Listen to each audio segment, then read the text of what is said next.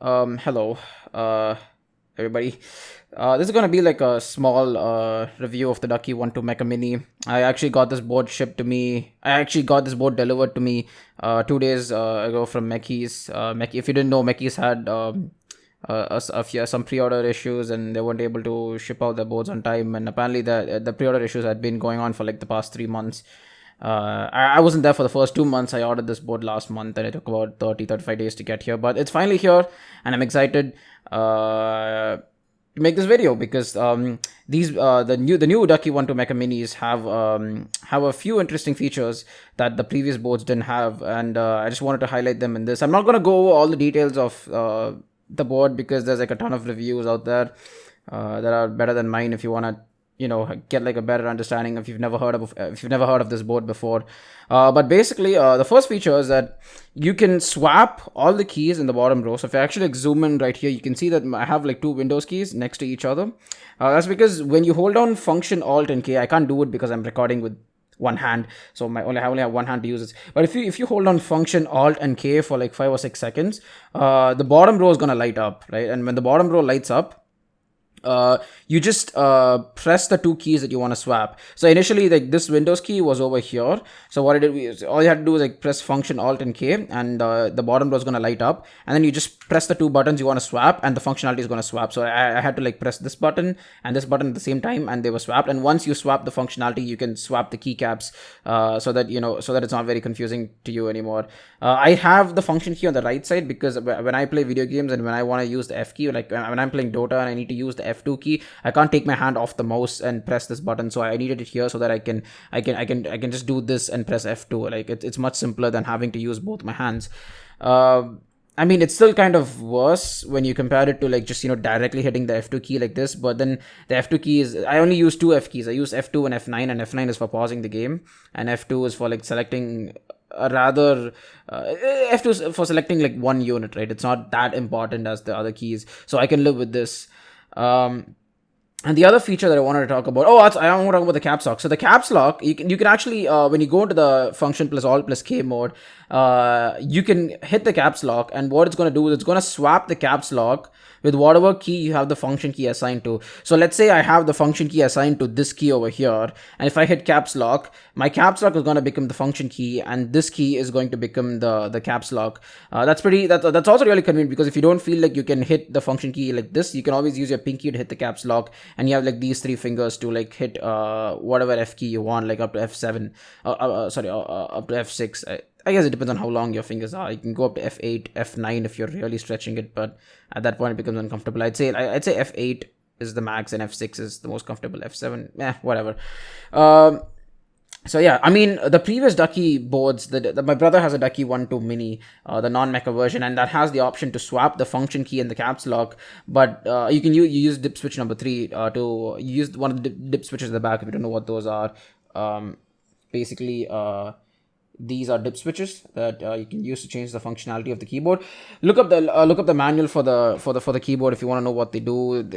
I mean, one of them, like I said, dip switch number 3 was previously used to swap the functionality of the caps lock with the function key. But in the older boards, you couldn't actually like swap the function key with any of the other keys in the bottom row. I don't know if the older boards are getting a firmware update. They might.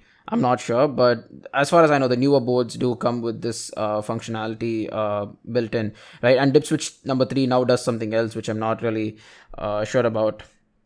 And the second feature I want to talk about, this obviously some people might not care about this, but I think it's pretty important. Ducky actually went ahead and added 2 extra LEDs under the spacebar. If you can actually see these, like these two dots here, they added 2 extra LEDs on the spacebar so that you actually have 3 LEDs. That's actually pretty big because previously, like if you use one of their own keycaps that had like a design throughout, you would have like a blob of illumination here, and there would be like nothing on the sides, and it just looked weird. And it was even worse if you used pudding keycaps and you had like a pudding spacebar which had like a translucent window along the sides. You just had like a round dot, or you just had like a blob of illumination here, and it just looked bad. And I feel like this is a really nice addition. I feel like Ducky kind of overlooked this part of their RGB illumination in the previous boards, and now they fixed it. I think it's really really cool. And those are like that's pretty much what's new about the board. Everything else is pretty much the same. We still have like the aluminum bezel, the aluminum case. It feels extremely premium in hand. Ducky says this is a cast aluminum instead of CNC machined. I mean, they say that they can get these curves. Like if you actually look at the board, you can see that it has like some curves. Like you see how like it has like these this ridge kind of thing going along the entire edge. They say you can't do that with machining. You can do that with machining. It just takes a lot of effort for what it actually is, right? And they say this is cast aluminum. I like the general overall design of the keyboard. I really do like it. If you actually look down here, you can see like you can actually see inside the case. You can see the sides of the case, and you can see the PCB and the plate. Focus. Yeah, thank you. You can see the PCB inside, and you can see the plate on top, and like it just looks like the plate is like floating, right? It has like this. I don't know if this was intentional or if Ducky just fucked up the specifications for the dimensions for the case. But honestly, I really like this design. There could be a problem with dust and hair getting inside. You can already see that I have like dust and shit getting inside. I don't know. Okay, we'll have to see. It's probably easy to take apart and clean. I'll probably add some foam inside, just because it's a really easy mod to do, and you should do it if you want. I'm gonna add some EVA foam inside. Get it after I get it off of Amazon. But I really like the design. I like every single aspect of this keyboard. The only problem I had was the arrow keys, and it really wasn't that big of a deal, right? Because you just hold function and you get your arrow keys right here.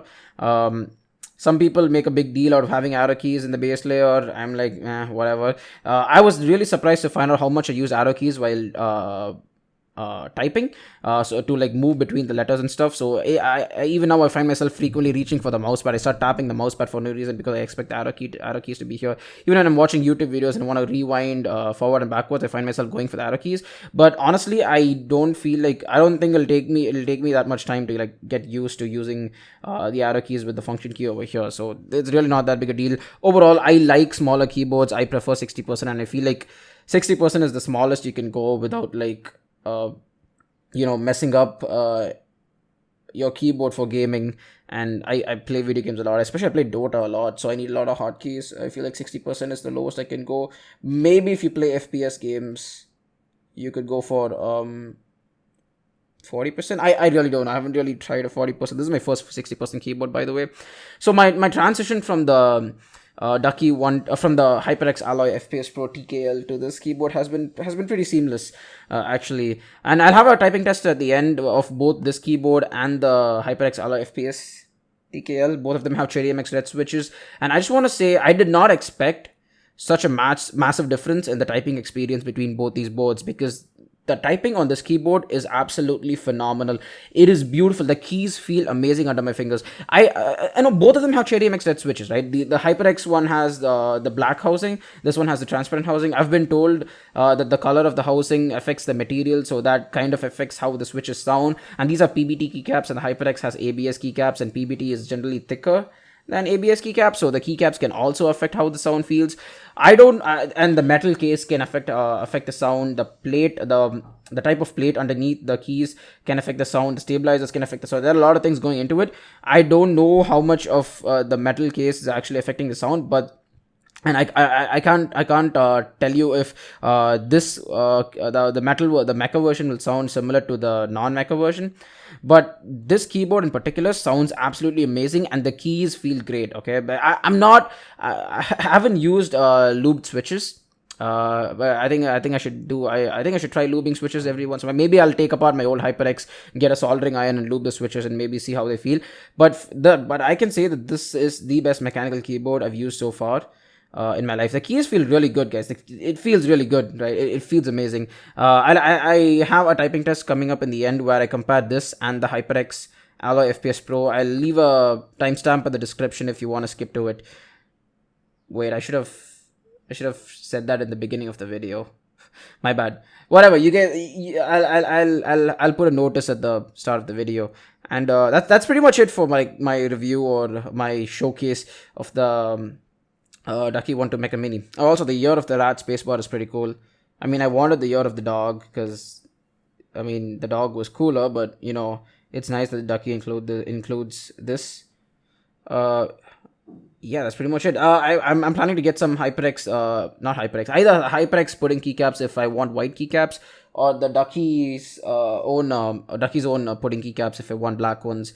They're about like $2,800 and 3,000 bucks each on Mechis, and you can go check them out if you want. And the keycaps themselves, the stock keycaps feel great. They're rough, but they're not rough in a bad way. They're rough in a good way. They feel great to type on. The keyboard overall just feels super premium. I just wish they'd given us a braided cable instead of this, because it just looks bad. I mean, it's USB-C, so I'm not complaining, but my old HyperX was micro USB, and it came with a braided cable, so a braided cable would have been nice. Maybe like a nice red colored braided cable that matches the free keycaps they give you. Yeah, they do give you 10 free keycaps for your shift, escape, your arrow keys. I got blue ones. Personally, I don't like blue, so I'm not using them. Yeah, so that's pretty much it. Like, if I had to complain about something, I would complain about the cable not being braided, but whatever, dude. For 11.5K, I would expect a braided cable, but it is what it is. And that's pretty much it. So thanks for watching, and subscribe or something, I guess. And see you guys later. Have a good day.